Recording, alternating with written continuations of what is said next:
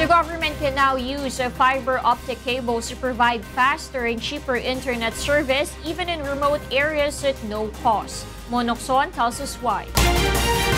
After 7 years of negotiations, the government can now finally use the 6,000-kilometer-long fiber optic cables scattered all over the country.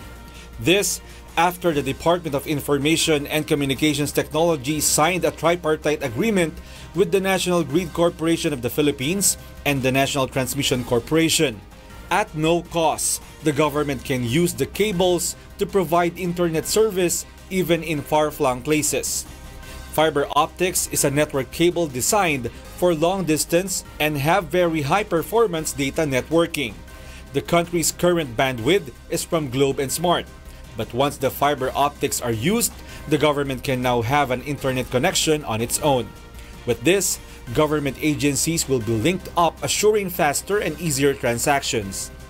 Ito po ang connectivity na ginagawa natin, yung National Broadband Plan will cater to all the common government platforms para yung mga basic services ng gobyerno will reach the citizen at their convenience. No? Ayon ni Presidente na nagpipila tayo just to get a, let's say, a birth certificate.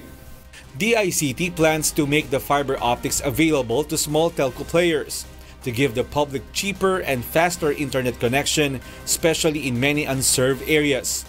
Better Broadband Alliance, meanwhile, says this move will provide progress in depressed areas. Right now kasi ang nangyayari, dalawa lang talaga yung nabibilhan nila ng bandwidth. Tapos yung network ng dalawang telcos na yon, yung ginagamit din nila. So syempre, pag wala kang choice being the end user, wala ka naman din talagang bargaining power, di ba? So pwedeng imposean ka ng whatever rate kung ano yung gusto ng service provider. A submarine cable is now being set up from Los Angeles, California in the United States, going to 2 landing cables in Poro and Baler in Luzon.